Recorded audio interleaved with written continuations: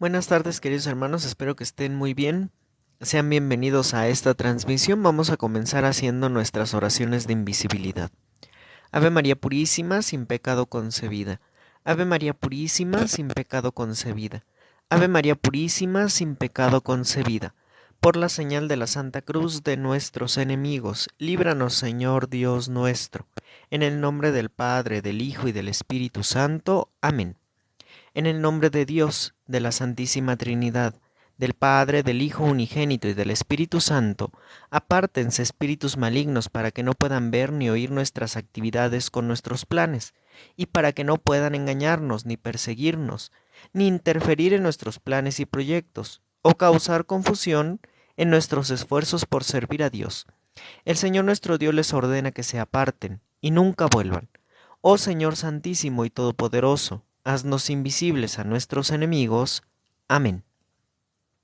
Te suplicamos, amado Padre, que por la intercesión de la Santísima Virgen María, Nuestra Señora de Guadalupe, de todos los ángeles, santos y benditas almas del purgatorio, y especialmente la intercesión de San José, San Benito, San Cipriano, Santa Bernadette Subirú, Santos Francisco y Jacinta Marto, San Judas Tadeo, San Miguel, San Gabriel y San Rafael, arcángeles del Señor, Santa Faustina Kowalska, San Juan Pablo II, Santas Perpetua y Felicitas, San Charbel, y todos los santos y santas de Dios, que esta transmisión sea resguardada por tus ejércitos celestiales y que sea defendida, y sean nulificados todos los ataques del demonio a través de los santeros, satánicos, budistas, hinduistas, yorubas, protestantes, ateos, brujas y brujos, practicantes de vudú y demás formas de brujería, herejía o blasfemia y sus actos, maldiciones, trabajos, sortilegios, hechicerías y demás actos de venganza no puedan dañar de forma alguna el canal,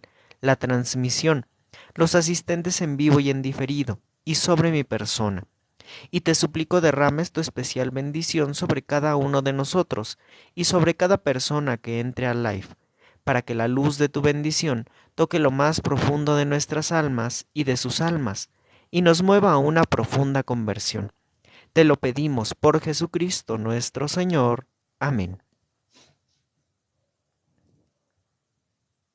Ven Espíritu Santo, llena los corazones de tus fieles y enciende en ellos el fuego de tu amor. Envía, Señor, tu Espíritu sobre la tierra y todo será creado. Tú renovarás la faz de la tierra. Divino Espíritu Santo, ilumina nuestro entendimiento para poder entender los misterios de Dios contenidos en la siempre Virgen María, en su Inmaculada Concepción y en los ojos de Nuestra Señora de Guadalupe. Te lo pedimos por Jesucristo nuestro Señor. Amén.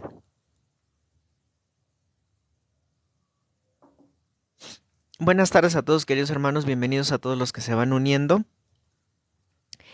Pues hoy, que es un día maravilloso, grande para la Iglesia Católica, que celebramos la Inmaculada Concepción de la Santísima Virgen María, ese es el nombre de la fiesta. Nosotros a veces nada más decimos María Inmaculada o la Inmaculada Concepción. El nombre completo es la Inmaculada Concepción de la Santísima Virgen María. Buenas tardes, Maribel, buenas tardes a todos los que se van uniendo. Entonces, esta fiesta maravillosa, promulgada como dogma dentro de la Iglesia, es decir, como una verdad de fe que todos debemos de creer, y que es promulgada por el Papa Pío IX. 4 años después de haberse promulgado como dogma, ya como una verdad absoluta de fe, se aparece Nuestra Señora a Santa Bernadette Subirú en Lourdes. Y ahí se revela bajo este título, le dice a Bernadette Subirú: soy la Inmaculada Concepción. Cosa que Bernadette no entiende, pero para nada, ¿no? Porque en aquel entonces, 4 años después de haberse promulgado el dogma, pues las noticias no corrían como ahora. Ahora tenemos internet y lo que dice el Papa lo sabemos de inmediato, con un clic. En aquel entonces pues tenía que irse pasando a través de los distintos voceros del Vaticano, llegar a las aldeas, que se enteraran los sacerdotes, y después los sacerdotes lo comunicaban al pueblo dando las enseñanzas y demás. Aquí en este caso con la Virgen de Lourdes pues todavía no llegaba la información al pueblo. El sacerdote ya tenía la información y ya sabía que ya se había declarado como dogma esta situación de la Inmaculada Concepción de la Virgen María. La gente no lo sabía. Y entonces cuando la Virgen se presenta como la Inmaculada Concepción, pues Bernardita no sabía de qué se trataba, iba corriendo a decirle al sacerdote que la Virgen, o que más bien la aparición, ella no sabía que era la Virgen hasta ese momento, dice que iba repitiendo: yo soy la Inmaculada Concepción, yo soy la Inmaculada Concepción, por todo el camino por el cual iba hasta ver al sacerdote. Cuando llega con el sacerdote le dice: padre, ya volví a ver a la señora y me dijo que era la Inmaculada Concepción. El sacerdote se impacta de que la aparición haya dicho eso, sabe que es nuestra Santísima Madre, le explica a Bernadette Soubirous que es la Virgen María, que es una de las formas en las cuales la Iglesia la honra y se refiere a ella. Y entonces Bernardita entiende que ha estado hablando con la Madre de Dios. Y que es precisamente este título, Madre de Dios, este dogma mariano, que nos hace ver a María como inmaculada. Todos los dogmas marianos salen del dogma de la maternidad divina de María. La maternidad divina de María que estaremos celebrando el 1 de enero. Empezamos el año con esta celebración de la Virgen María, la maternidad divina de María. A partir de este dogma salen los demás. Si María es Madre de Dios, entonces tiene que ser preservada de toda mancha de pecado para poder tener en su vientre a Dios. Porque si ella tuviera mancha de pecado, entonces el que naciera de ella tendría pecado también. De tal manera que ella es preservada de toda mancha de pecado y por eso es Inmaculada Concepción. Ahora, el ser inmaculada implica el no tener la mancha del pecado original, solo ese. ¿Qué es lo que sucede?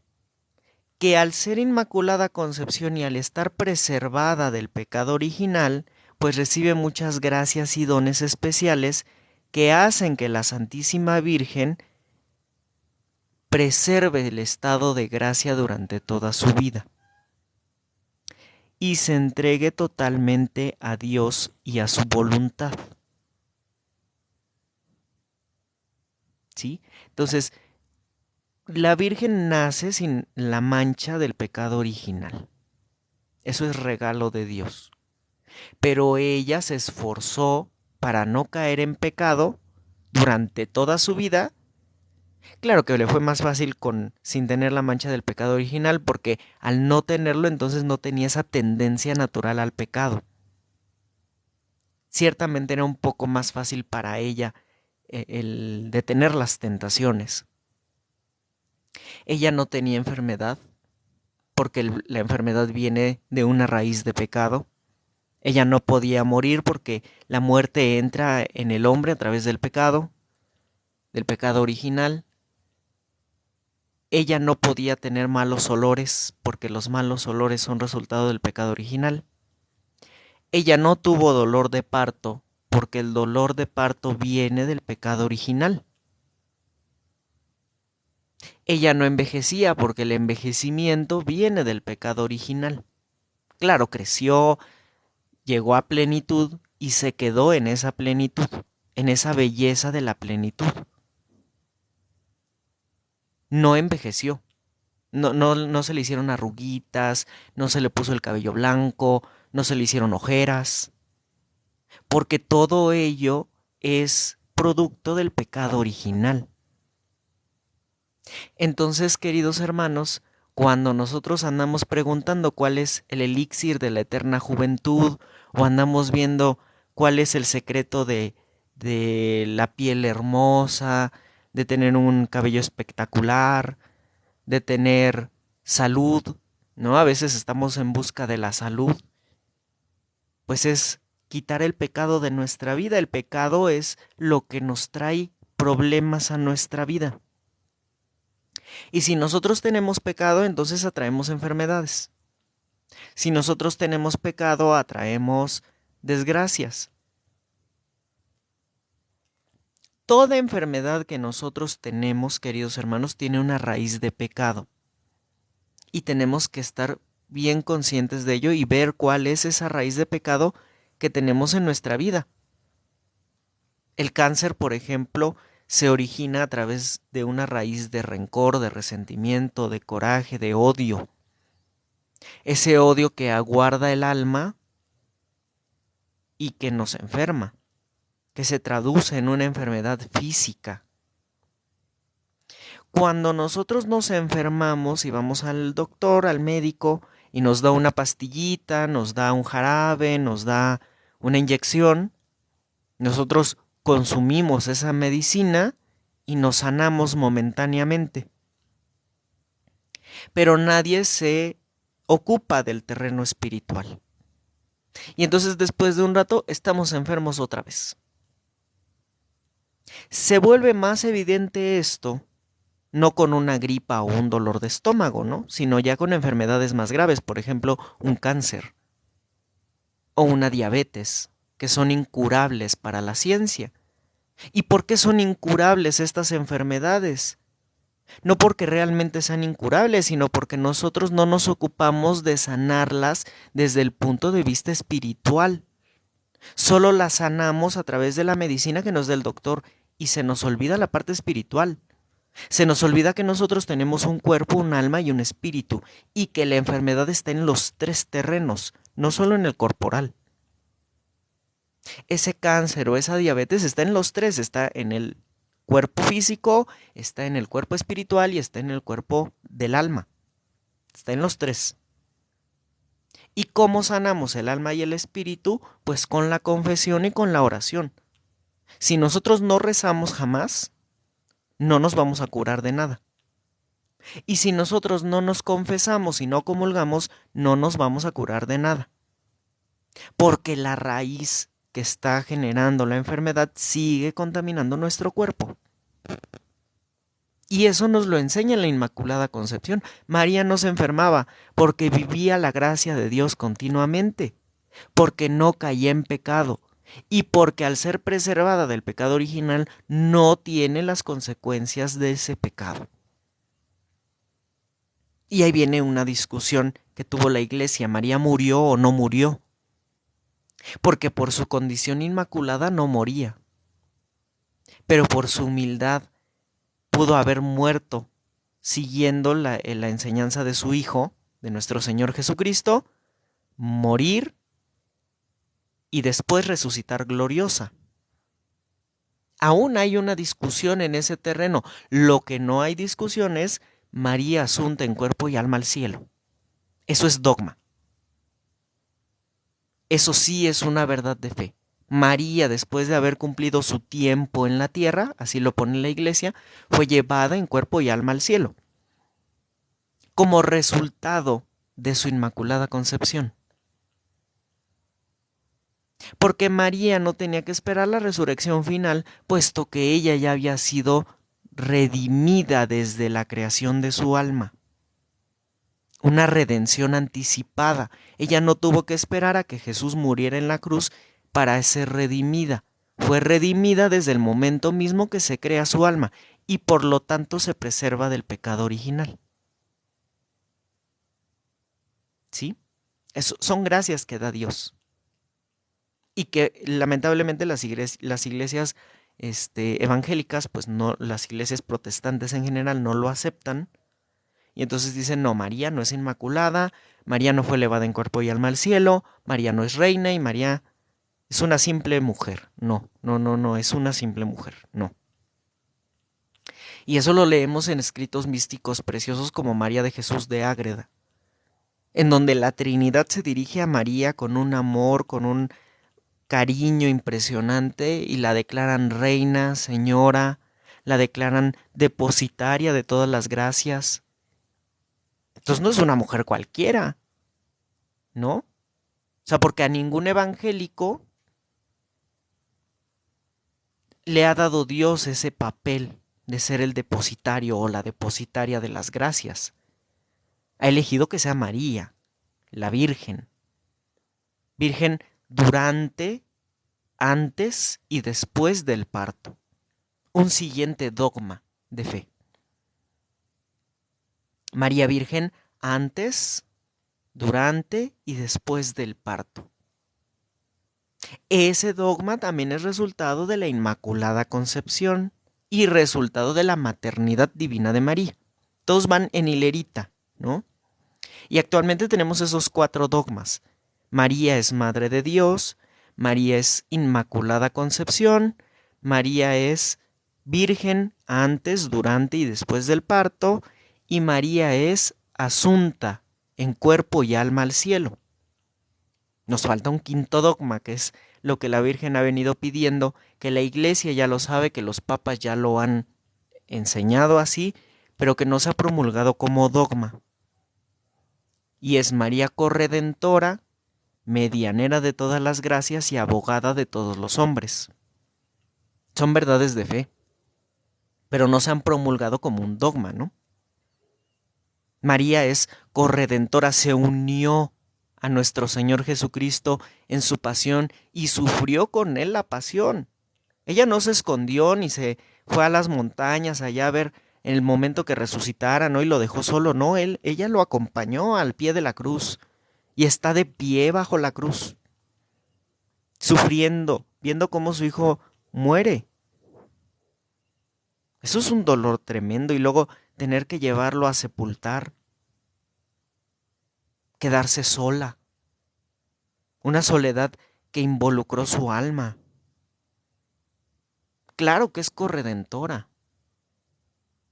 Claro que se une al sufrimiento de su hijo, no solamente en la pasión, hermanos. Desde que lo tuvo en su vientre se unió a sus sufrimientos.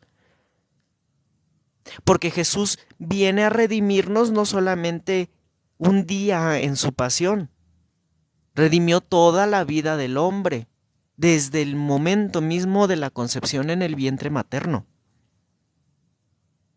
Está redimiendo ahí a los abortos, está redimiendo ahí a las madres, está redimiéndonos desde el momento mismo en que está en el vientre materno, en el vientre de la Santísima Virgen. Y nos redime hasta el último momento, hasta el momento mismo de la muerte, de la agonía, toda la vida.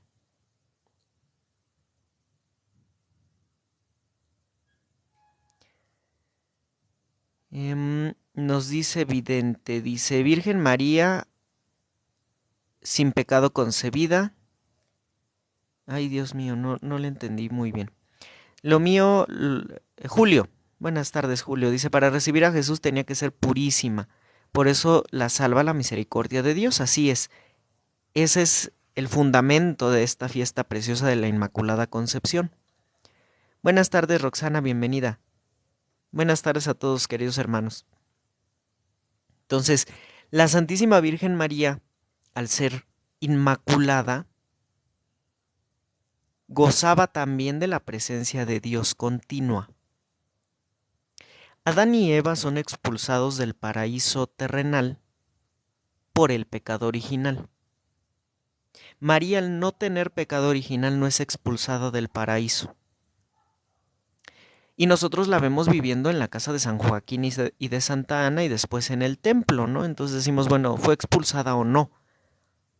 No fue expulsada. Lo que pasa es que ella podía estar en contacto directo con Dios en el cielo y estar en el cielo y en la tierra a la misma vez. Ella no tenía la limitación del cuerpo físico como lo tenemos nosotros.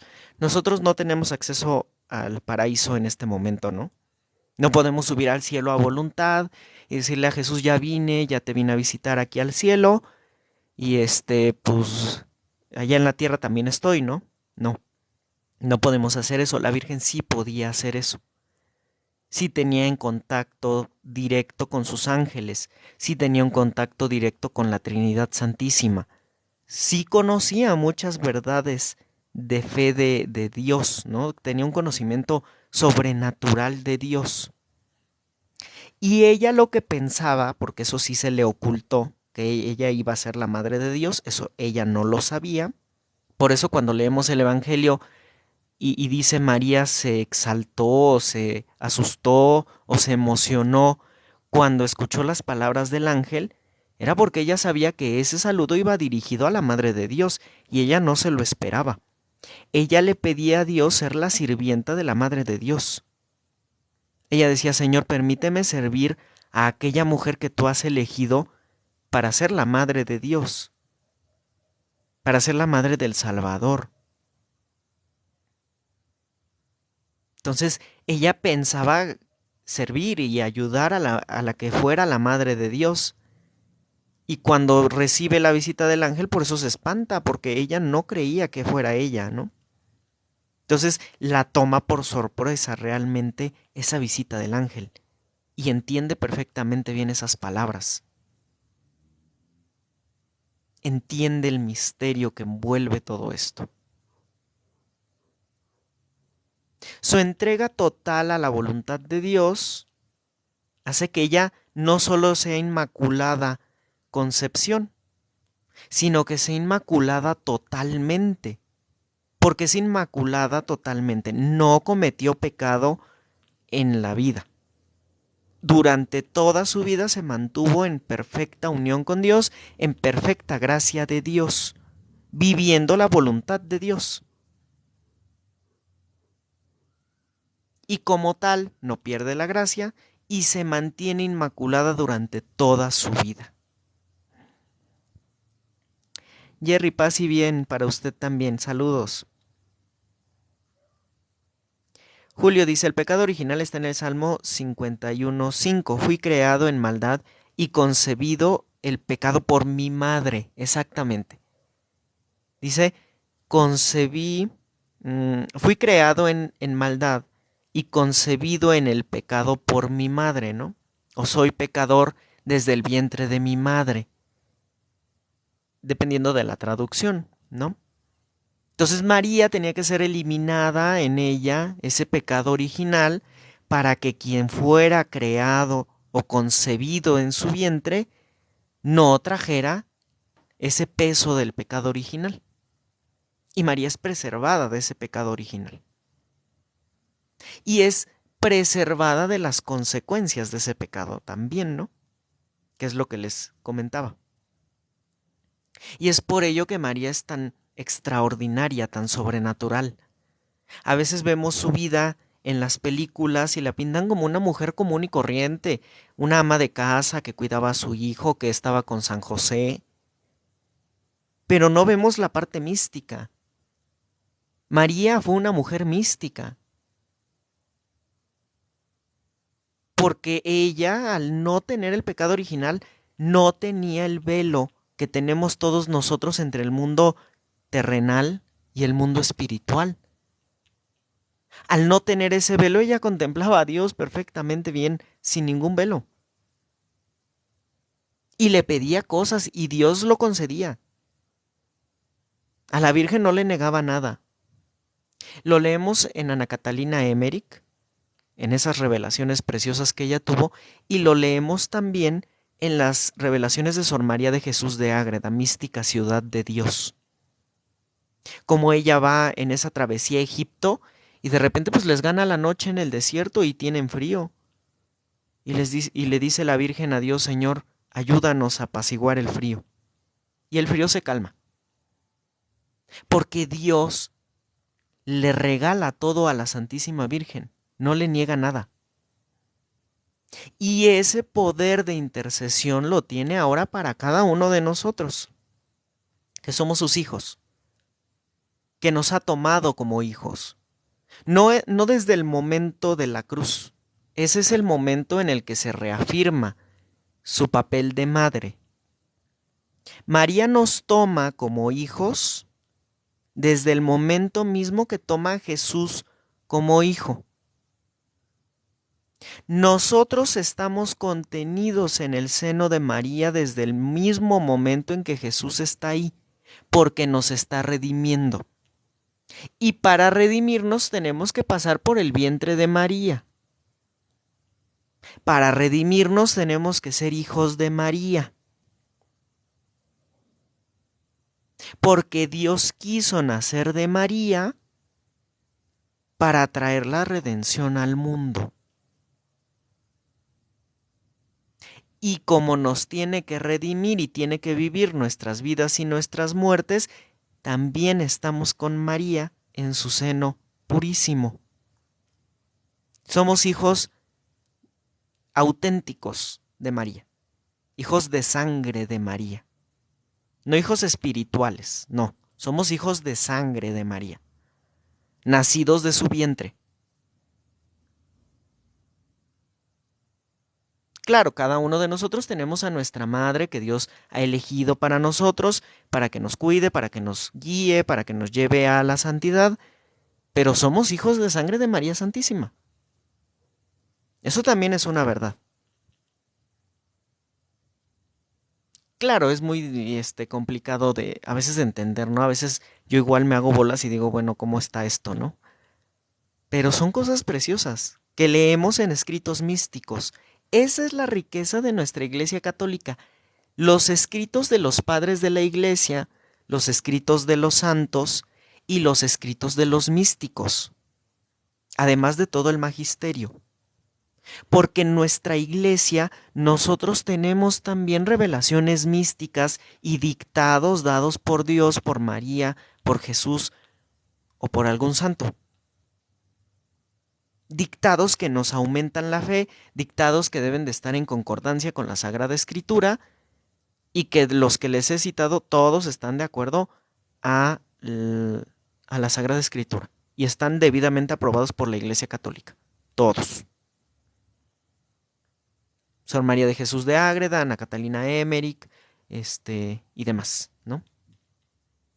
Y son cosas preciosas que nos ayudan a ver a la Virgen María como realmente es, en su grandeza, en su verdadera presencia en medio de nosotros, en su papel fundamental en la historia de la salvación, que no se reduce solamente a un año, a un día.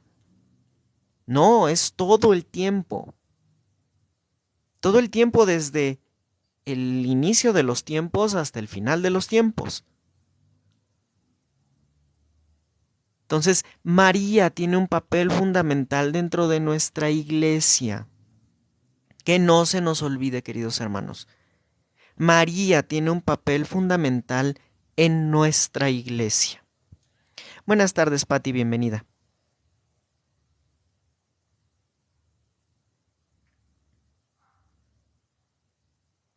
C. Julio. Ana Luisa dice, ¿la Virgen María aún teniendo a su hijo sigue siendo virgen?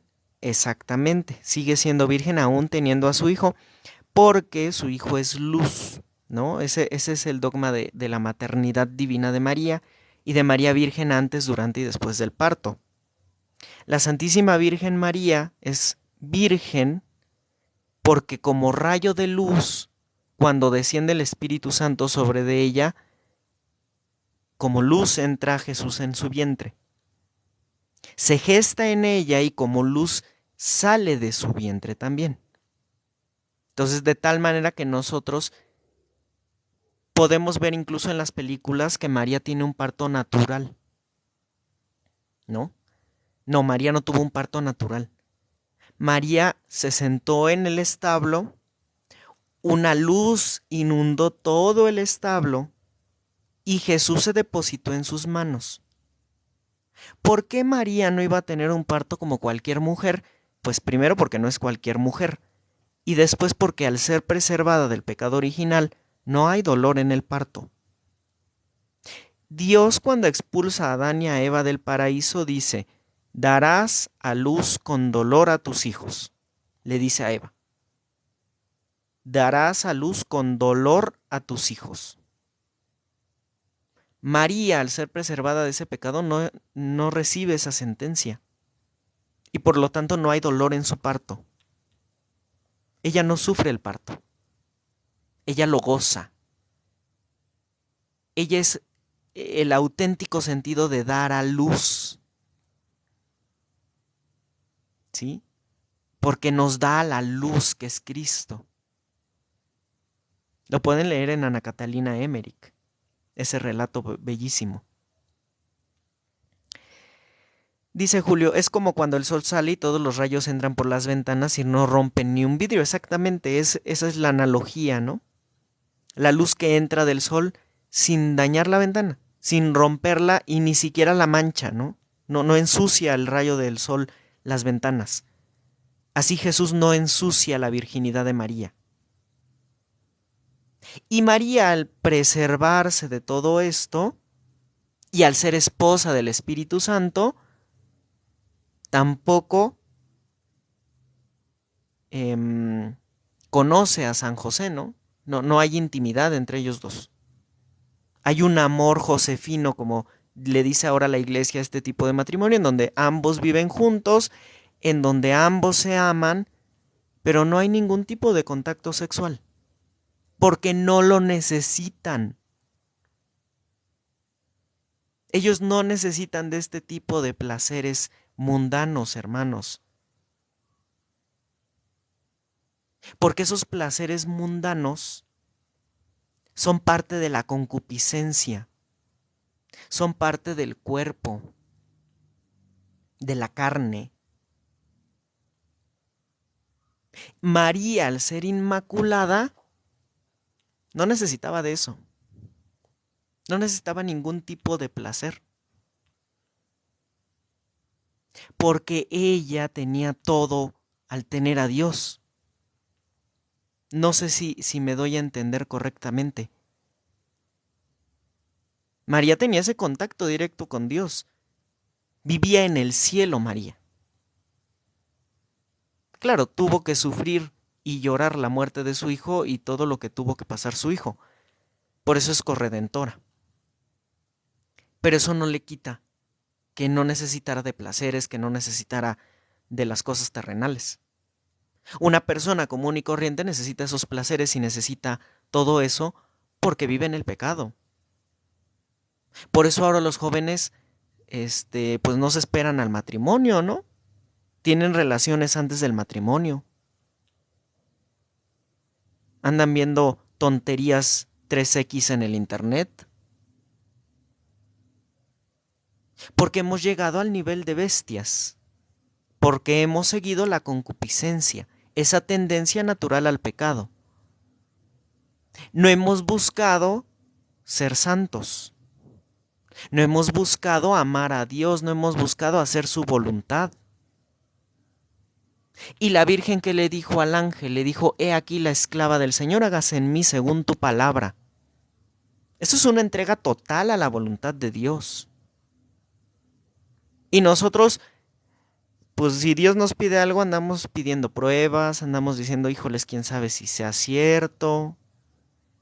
Se nos atraviesa la tentación o el pecado y vamos y caemos. Y después nos andamos quejando porque andamos todos enfermos, llenos de problemas, todos tristes, deprimidos. Finalmente les digo, ¿cuál es el secreto entonces de la eterna juventud? ¿Cuál es el secreto de la salud eterna? ¿Cuál es el secreto de estar jóvenes siempre? La santidad, dejar el pecado. No son las cremas, no son los brujos, no es la santería, no es la yoga, no es el reiki. No, es la confesión y la oración. Es la gracia de Dios, el secreto de la eterna juventud. Ese es el secreto. Pero bueno, pues eso es para quien crea en Cristo, quien cree en María Santísima, quien cree en nuestra iglesia, ¿verdad? Un científico que vaya y le diga esto, pues me va a decir ya enloqueció, ¿no? Eso es para quien cree verdaderamente en Dios. Y se ven los santos, santos incorruptos, que sin ser inmaculados, como la Virgen, lograron la santidad y permanecen incorruptos, con pieles preciosas, bien conservaditos, bien bonitos, sin ojeras. ¿No? Veamos fotos de San Juan Pablo II, de la Madre Teresa de Calcuta. Qué pieles tan bellas tienen. qué luz emana de sus rostros. Santos contemporáneos, el Beato Carlo Acutis, jovencito, con una belleza en su piel, en su rostro, una luz que emana de sus fotografías. Porque la santidad nos lleva a la belleza. Sí, entonces, hermanos, ahí está. Ahí está el secreto de la eterna juventud, ¿eh? Dejar el pecado. Nos dice Pati, dice, y yo comprando cremas caras. Sí, no. Mejor hay que confesarnos. Con eso ya tenemos ganado mucho.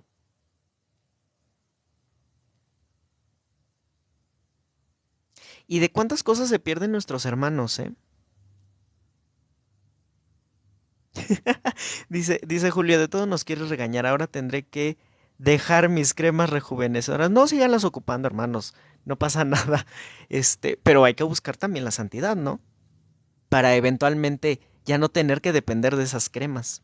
La Virgen Santísima no tenía malos olores, ¿no? O sea, ella no necesitaba perfumes, ni lociones, ni nada, porque ella en su santidad emanaba aromas exquisitos. Este, y aún así ella utilizaba lociones, por ejemplo, en sus zapatos, colocaba loción, pues algún perfume que fabricaran en aquel entonces en sus zapatos para no oler mal. Ella no olía mal, pero era más bien como un ejemplo para que todos los demás, vieran que debemos de buscar oler bien, de estar bien, ¿no? Como dice el Evangelio, que no te vean que estás en ayuno o en oración, que te vean bañadito, perfumadito, bien. Entonces, lo hacía más bien con esa intención, pero ella no tenía malos olores, ¿no? Por su pureza, por su santidad tan grande, y qué hermoso, ¿no? Qué hermoso el conocer cada vez más a nuestra Santísima Madre, porque la verdad es que nosotros la vemos así en el altar y decimos, ay, mi madre, qué grande es porque nos hizo un milagro o algo así, pero no nos ponemos a conocerla realmente. No nos ponemos a ver sus dogmas y a adentrarnos en esos dogmas, porque cada dogma tiene sus características y tiene tiene su profundidad muy importante, que nos ayuda a crecer espiritualmente, ¿no?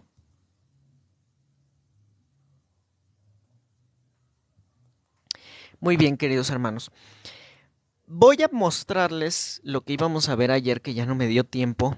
He andado todo atareado y luego ya cuando veo ya es tarde y ya no me da tiempo de transmitirles, les pido una disculpa. Y luego estuvo lloviendo, entonces ni cómo subir. Pero bueno, les voy a presentar esto de los ojos de la Virgen. La Virgen de Guadalupe, se han hecho varios estudios sobre la tilma original y uno de ellos fue por un grupo de oftalmólogos, ¿sí? Estos oftalmólogos encontraron que en los ojos de la Virgen había particularidades. Voy a empezarles a poner las imágenes. José Ariel dice, el regalo más hermoso por rechazar el pecado. Sí. Y vamos a empezar con este.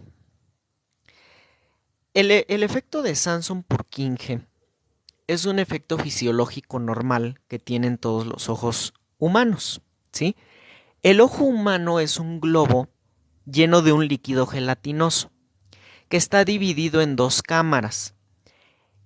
La división se logra a través de una lupa, una lupa que llamamos cristalino, y que cuando nosotros nos vemos al espejo es la parte negra del ojo, la parte oscura del ojo, y luego tenemos una parte colorida, esa parte colorida se llama iris.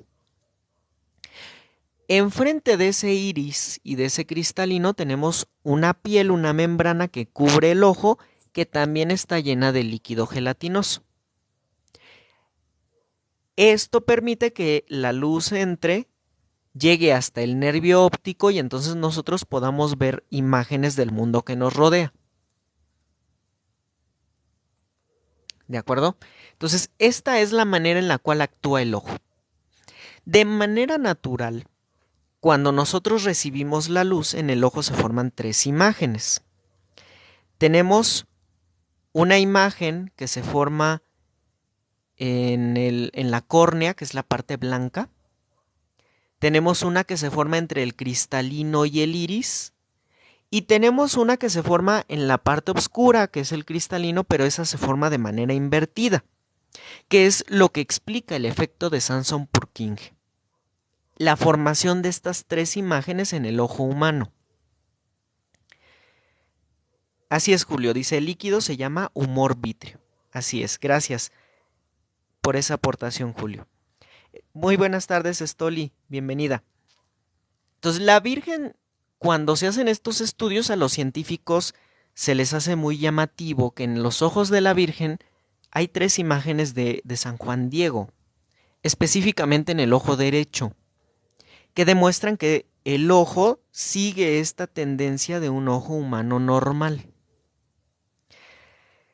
Es muy común escuchar a la gente que nos dice ignorantemente que la Virgen de Guadalupe es una pintura hecha por los españoles para dominar al pueblo mexicano o a los indígenas.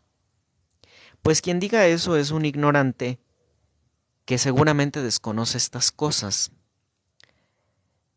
Porque el fenómeno de Sanson-Purkinje se descubre más o menos por ahí de 1800 y cachito. Y la Virgen de Guadalupe aparece en 1531. Un pintor, para empezar, no tiene conocimientos de este tipo de fenómenos fisiológicos, ¿no? Para empezar. Pero si los tuviera, pues en aquel entonces este efecto era desconocido, no se sabía que existía o que se formaban estas tres imágenes en el ojo, ¿no? Y entonces, ¿como para qué le damos esos detalles a una pintura que es para esclavizar a un pueblo? No, pues a ellos les hubiera importado nada más hacer la imagen, que quedara bonita y ya mostrársela al pueblo. No, esto es creación de Dios. Esto es un hecho sumamente importante que nos refleja la autenticidad y veracidad del hecho guadalupano. ¿Sí? Y vamos a ir viendo más allá, porque no solamente están tres imágenes. Vamos a ver qué se esconde dentro de estas imágenes. En el otro ojo hay también imágenes. Ahí está Fray Juan de Zumárraga, está San Juan Diego, está una familia, una persona negra, y me parece que dos ayudantes de ahí de la corte de Fray Juan de Zumárraga. Cada uno tiene su interpretación y esa la vamos a ver después. Pero ahora lo que me interesa es el ojo derecho. El ojo en donde se localizó este fenómeno fisiológico normal del ojo humano y cómo van descubriendo la imagen de Juan Diego, que coincide con los códices. Los códices eran estos textos en papel dibujados, eran dibujos que se hacían en papel en donde plasmaban lo que los indígenas querían tener ahí para un futuro, ¿no? Para difundirlo. Les voy a poner otra imagen ya del ojo. Entonces los oftalmólogos, ese es el ojo de la Virgen, empezaron a ver que había algunas figuras, que son aquellas que están marcadas como A y B, y creo que se puede hacer grande. Ay, Dios. Ahí está. Entonces, la flechita de arriba nos muestra una imagen así como media borrosita, pero se alcanza a ver ese rostro y se alcanza a ver que tiene como la tilma, ¿no? La parte más pegadita a la parte negra, que sería el cristalino, también tiene, se ve el rostro, se ve ahí la tilma blanca, y en la parte del cristalino está la tercera imagen invertida, nada más que aquí por las características de la fotografía no se alcanza a ver bien, se ven ahí como unas líneas blanquitas, ¿no? A los oftalmólogos pues se les hizo interesante poder hacer un acercamiento de esta imagen de Juan Diego y ver qué es lo que tenía o cómo es que la Virgen estaba viendo a esta persona, ¿no? En aquel entonces pues no sabían que era Juan Diego hasta que hacen los refinamientos por computadora y entonces ven las características del rostro y del manto y entonces se enteran que es Juan Diego, ¿no? les voy a poner la siguiente imagen en donde ya tenemos un acercamiento del ojo y en donde ya se ve más claramente la figura de San Juan Diego. Al fondo de la imagen, y ay, disculpen que se esté moviendo tanto, podemos ver esas líneas más oscuras, que son venas y arterias. Venas y arterias que se ven igual que en un ojo humano normal, ¿no? Si a nosotros nos hicieran una fotografía, o un análisis de nuestros ojos y sacaran una imagen más o menos así, también se verían esas venas al fondo, nada más que nosotros se verían de un color rojo, ¿no? Y se verían bien las venitas, las arterias, que es lo que nosotros vemos en este acercamiento del ojo de la Virgen. El ojo de la Virgen tiene sus venas y sus arterias bien acomodaditas. Y luego tenemos aquí la imagen de Juan Diego, en donde podemos ver sus características del rostro, ¿no? Su barba y bigote que tenía muy pobladas. Y luego vemos el ayate. El ayate en el momento mismo que Juan Diego está enseñando las rosas. Entonces se ven esos circulitos, ¿no? Que aparentemente son las rosas. Después se le hizo un estudio utilizando un modelo vivo, una persona que se puso en la misma posición que Juan Diego, le pusieron rosas en su tilma, en su ayate, tomaron fotografías e hicieron lo mismo. Trataron a las dos imágenes por igual y dieron lo mismo. Ambas fotografías se ven iguales, ¿no? Todo esto lo pueden encontrar en un libro que se llama La Virgen de Guadalupe en la ciencia del siglo XXI, ¿sí? Está en los canales de Telegram y de WhatsApp en la biblioteca, pero se los voy a mandar también aparte para que lo puedan localizar fácilmente y lo puedan descargar y lo puedan ver. Ahí están todas las fotografías bien detalladitas con sus explicaciones. ¿Sí? Aquí les estoy explicando algunas que son interesantes, que nos ayudan a ver y a entender varias cosas de los ojos de la Virgen. ¿Ok? Entonces vemos que sobre esas rosas está lo que pareciera ser una virgen, ¿no? Incluso podemos ver ahí el resplandor que está alrededor, vemos su cabecita inclinada y vemos debajo de ella sus manitas, incluso vemos ahí la cinta negra, se puede ver incluso la luna, y es porque la imagen ya se había plasmado en el momento en que Juan Diego ya está extendiendo su tilma, ¿no? Ahora, antes de pasar al siguiente refinamiento, es interesante ver que cuando Juan Diego está extendiendo su tilma, ese ojo que está plasmado estaba viendo desde otro punto de vista. Y a veces esto nos hace, pues quizá ruido, ¿no? Porque como si es el ojo de la tilma que ya estaba plasmado, ahora me dices que está desde otro punto de vista y está viendo cuando Juan Diego despliega la tilma, ¿no? O sea, es como medio confuso. Esto es porque pues María puede estar en el lugar que se le dé su gana, puede estar en 2 lugares o 3 lugares o 4 lugares o 10 lugares a la vez, porque su Inmaculada Concepción le regala la omnipresencia.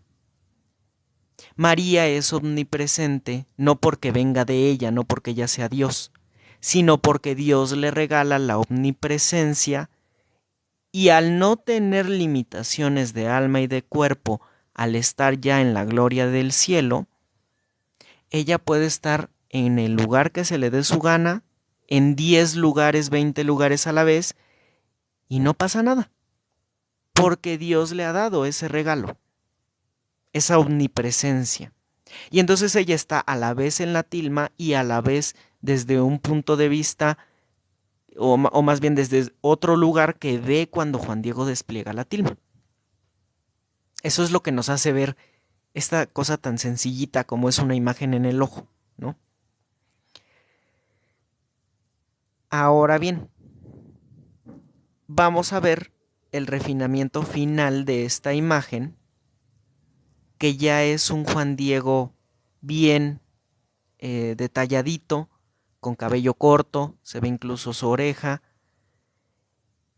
se ve su barba, se ve el bigote, se ve la tilma, se ven las flores que lleva sobre su manto, o más bien sobre su tilma, y se ve la Virgen ahí, bien bonita, sobre la tilma.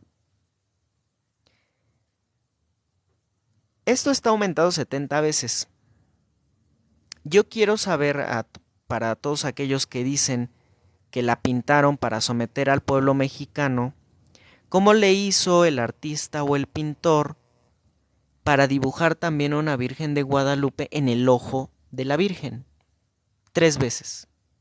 Esto no está solo una vez, está 3 veces y las 3 son idénticas.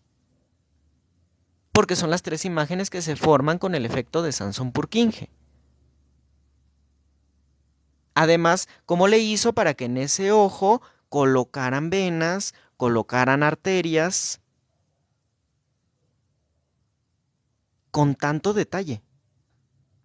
Hermanos, eso es imposible para una técnica de pintura. Esto más bien parece una fotografía de un ojo. Y la fotografía para ese entonces no existía. Quien diga, ay, es que la Virgen de Guadalupe es una pintura, es un ignorante. Realmente es un ignorante. Entonces, vean qué cosa tan hermosa. Patti nos dice como el Padre Pío, sí, la Virgen, pues el Padre Pío tenía bilocación, ¿no? Él podía estar en 2 lugares a la vez. La Virgen María pues es con una mayor perfección porque ella sí tiene omnipresencia, ¿no? Julio dice, y en 100 años se podrá ampliar más la imagen y seguramente en los ojos de Juan Diego podrá ver algo, ¿no? Sí, es posible. Es posible, para Dios no hay imposibles y entonces Él va plasmando y va llenando de signos las cosas. La Biblia está llena de signos, de símbolos, de cosas que interpretar, que conocer, que la iglesia va interpretando y nos va enseñando. Así es Dios. Y con la Virgen de Guadalupe hace exactamente lo mismo, ¿no? Llenar de símbolos, de signos, de cosas para enseñarnos y para mostrarnos su amor, su misericordia y su grandeza.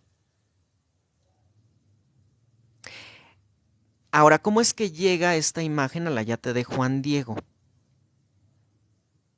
El relato nos dice que Juan Diego fue con su tío Juan Bernardino y que cuando lo vio tan malo, tan enfermo, iba a ir a Tlatelolco por el sacerdote y entonces dijo, pues si me voy por el cerrito me voy a encontrar a la Virgen, mejor que me espere la Virgen, me doy la vuelta por otro lado, voy por el sacerdote y después la voy a ver. Y cuando va cruzando se encuentra la Virgen, no hay, así, casualmente se encuentra la Virgen en ese camino que tomó Juan Diego.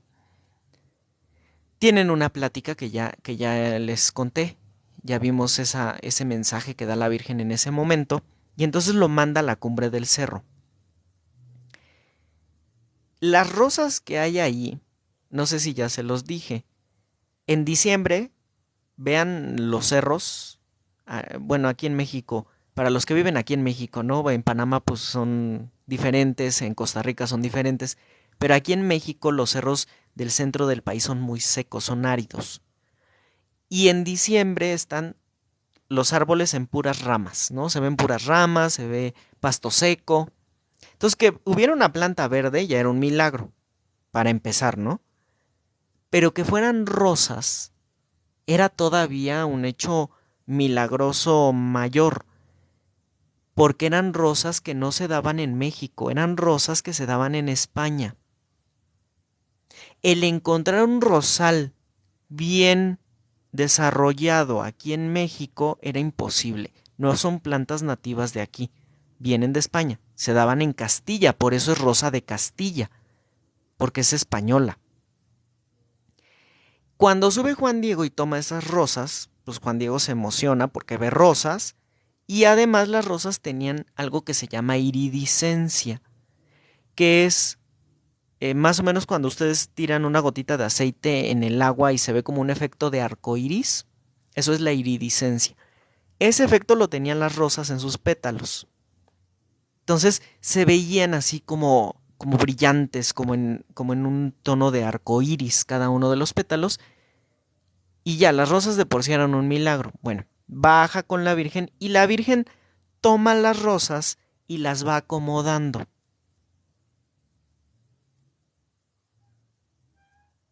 Sí, la Virgen va tomando cada una de las rosas y las acomoda en la tilma. ¿Por qué? El Espíritu Santo es impregnado por la Virgen María en cada una de esas rosas y en el ayate, con la energía y potencia del Espíritu Santo, se plasma la imagen. Hay quienes dicen muy románticamente que la pintaron los ángeles o que la pintaron, no sé, generalmente he escuchado que dicen los ángeles, ¿no?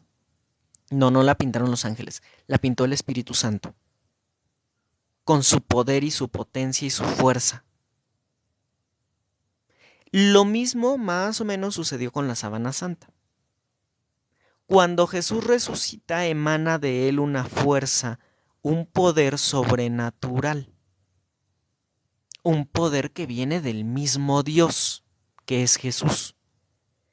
Y esa luz y ese poder y esa fuerza y esa energía hacen que cambie químicamente la tela y entonces se forme esa figura de la sábana santa de Turín. Más o menos eso sucedió aquí con la Virgen de Guadalupe, cuando la Virgen toma esas rosas y acomoda, la luz y la fuerza del Espíritu Santo que la Virgen María coloca en esas rosas hace que se plasme la imagen de la Virgen. Es el Espíritu Santo, por lo tanto, quien genera la imagen. Entonces esto es maravilloso, ¿no? Es un regalo que viene del Espíritu Santo, esa tilma que tenemos en el Tepeyac. Entonces, queridos hermanos, amemos profundamente a la Virgen hoy que estamos festejando el dogma de la Inmaculada Concepción y que estamos viendo estos misterios en los ojos, ¿no? Que seguramente hay más misterios y que seguirán descubriendo, sí. Sí se van a descubrir todavía muchas cosas más. Yo les seguiré hablando de otras cosas que se han descubierto, de otros hechos milagrosos sobre la tilma en estos días. Y y bueno, pues qué hermoso es conocer a nuestra madre, amarla, respetarla y hacer que la respeten. Porque los protestantes son muy agresivos y siempre se van en contra de María, ¿no? O sea, a María la tienen así entre ceja y ceja, ¿no? Pero bueno, pues hay que defender a nuestra madre y hay que cuidarla, hay que cuidarla.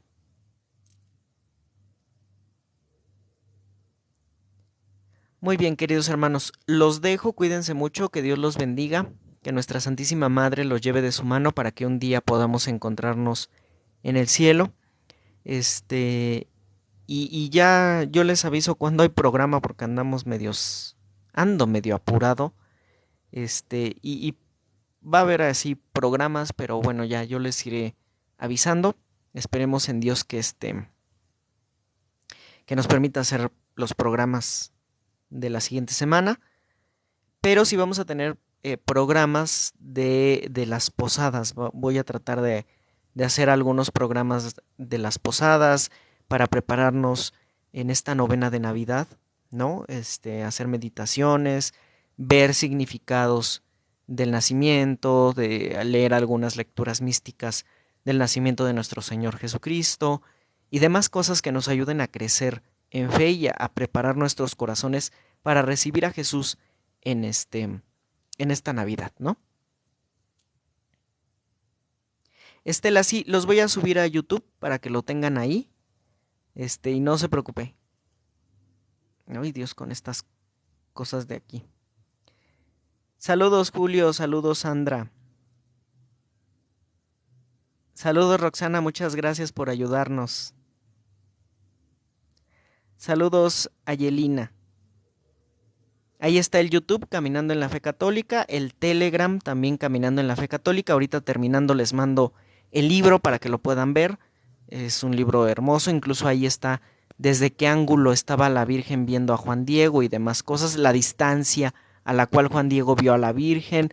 Bueno, una cosa preciosa, ¿eh? Entonces, para que puedan ver ahí lo que la Santísima Virgen nos revela a través de estas investigaciones, ¿no? Saludos, Estela. Cuídense mucho, queridos hermanos.